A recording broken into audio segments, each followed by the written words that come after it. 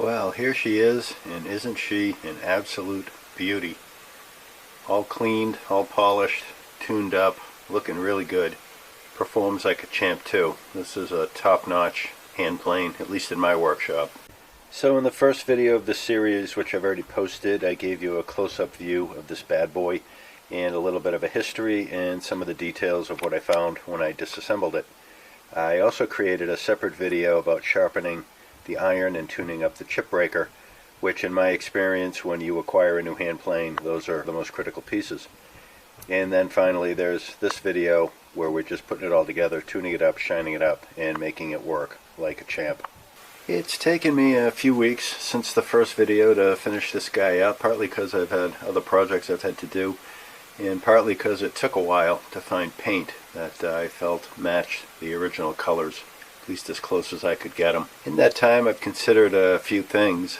Best I can tell, the real differences between this and a Bailey is there's no frog adjustment screw in the back, and the body, instead of being japanned, is simply painted. And the lateral adjuster, instead of having a little tab up here, it's just a piece of bent metal. But other than that, this seems to be very, very similar in every other way to a Stanley Bailey. With a sharp iron, this thing planes like a dream.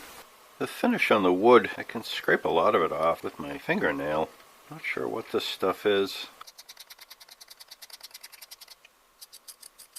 Well, I'm a little embarrassed, but it looks as though the knob and tote are actually made of rosewood. The finish that was on it has a really light gold, beigeish, brownish tone, and it kind of made the knob look like it was a white wood with some stain on it.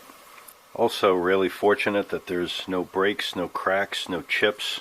I mean, these two pieces of wood are among the most complete I've seen. You know, look at that, barely a chip or a scratch on it. And down here, nothing broken out, no cracks to speak of. Beautiful pieces. Really got lucky on that one.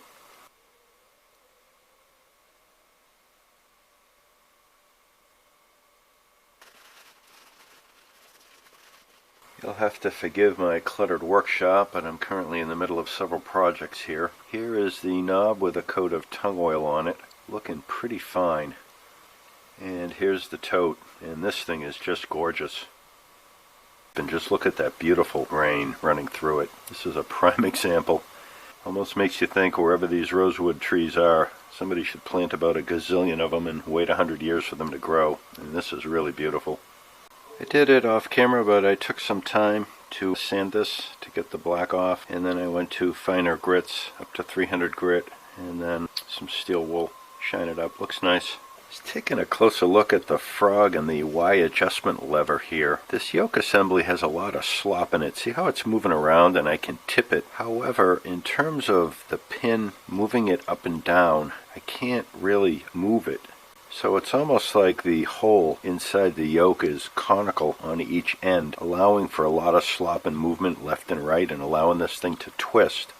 But in terms of actually pivoting on the pin, it's very snug. That's fitting on the pin very tightly. It's pivoting on the pin with really no play.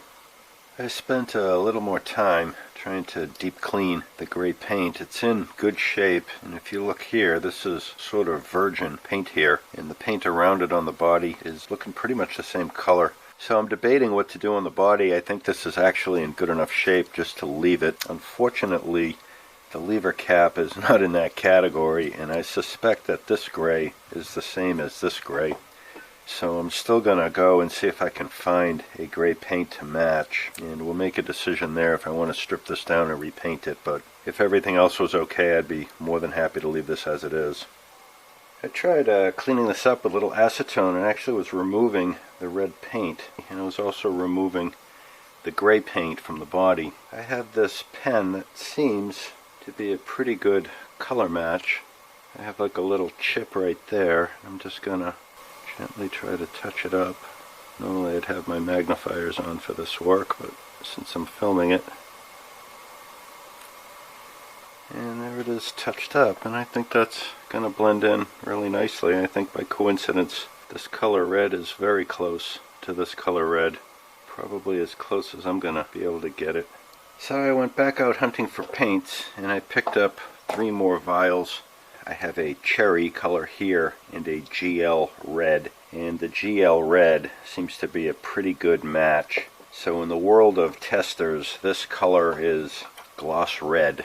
So anyway, that's good news, and I went out to a bunch of different stores and I ended up getting this color, classic gray, which I think is a pretty good match. And it's funny, as I brought this from different stores to different stores, the colors, even to my eye, was changing based on the ambient lighting of the store that I was in.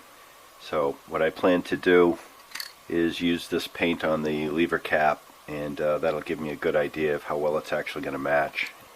Best I can tell, the face and the two sides were painted and the back of the lever cap. I'm not recommending this, I just happen to have some. I'm going to see how it works. And this seems to work quite well. And that looks pretty good. I can barely feel the difference between the shiny areas and the not shiny, so there's not a lot to sand away. I can see a little bit of scratching in here that I think I'm going to try to remove. 150 grit paper.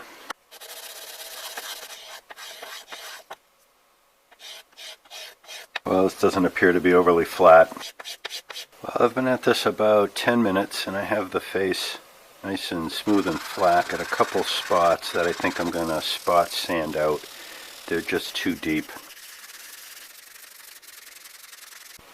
Well, there it is, sanded to 150 grit, and I'm going to polish it up a little beyond. And here it is all taped up. Well, I put on 2 coats of this Krylon Gloss Classic Gray, and it doesn't look like such a bad match from the cap to the spray outside, but in here it really looks like the lever cap came out a little darker. Not really thrilled with the color match. It's not terrible, but I was hoping to do a little better.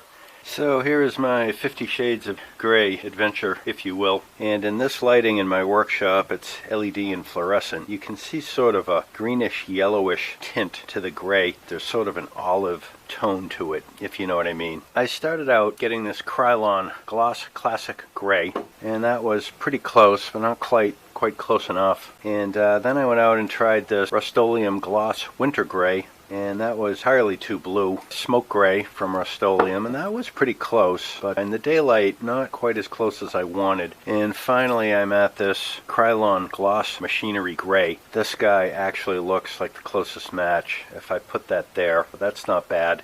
And here is the lever cap up against the plain body, and I think, again, that looks pretty close.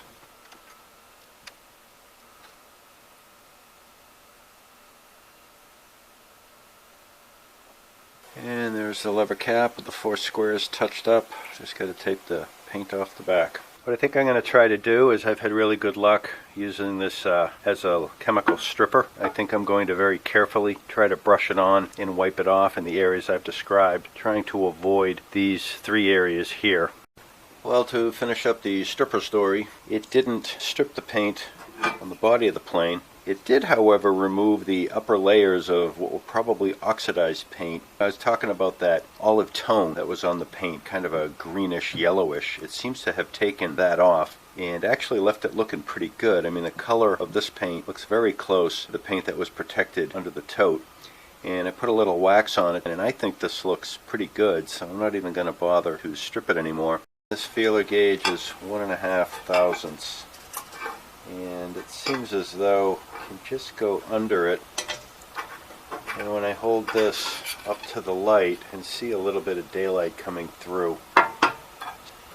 In tribute to Keith Bradfield, the plane collector, I'm going to attach sandpaper to this flat plate using this adhesive. I know there's a lot of thought that the frog and iron and lever cap should be installed when you do the lapping, because installing these may somehow deform the body of the plane, and I find it hard to believe bolting this down, even with the lever cap involved. It's hard to fathom that it would put so much flexing on this that it would actually flex the sole of the plane any appreciable amount. So I'm just going to lap it like this, and that's actually looking pretty flat, so I'm happy with that.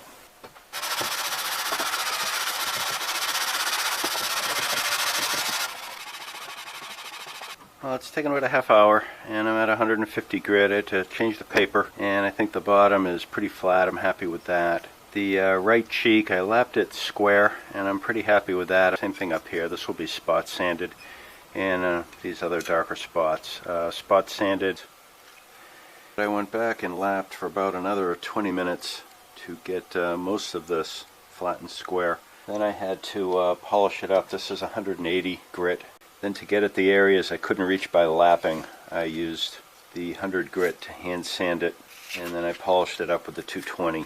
And on this entire face there's a couple faint lines from the original milling marks. And the bottom is looking good. I did the same thing. The heel and the toe, couldn't lap it out. Kind of want those to be a little shallow anyway, and you can see faint mill marks on the toe and faint mill marks back here on the heel.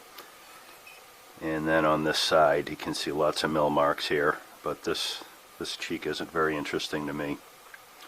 For the oil, I'm going to use the Howard's Feed and Wax. This is oil with wax in it. Kind of gives you the best of both worlds. Sometimes I just use ordinary machine oil.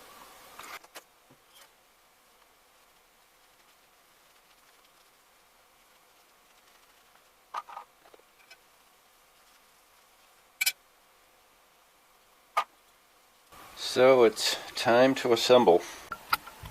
I have a separate video where I sharpened the iron and tuned up the chip breaker. You can see it here. Okay, let's give this a shot.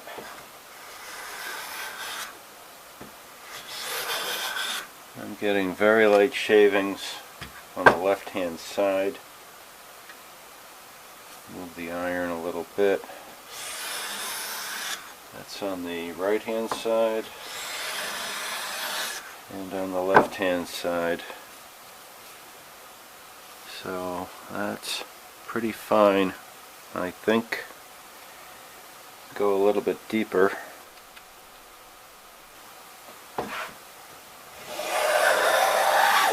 Yeah, that might be a little too heavy. Get that tight curl.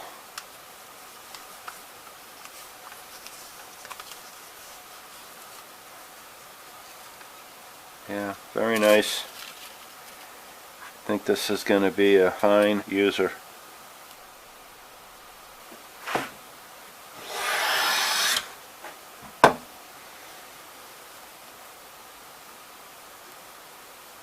And here's a view of the before for reference.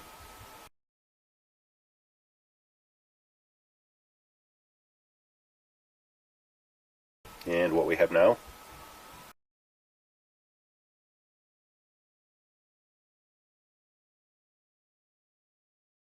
And again, here's before.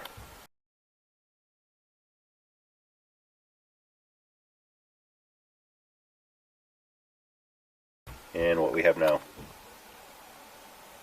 Big difference. Well, thanks for stopping by as always and seeing what I'm up to. Hope you got something out of this video. If you do, please like, subscribe, leave a comment, share what you know, let me know what you think. Love to read the comments and look forward to catching up with all of you on the next one.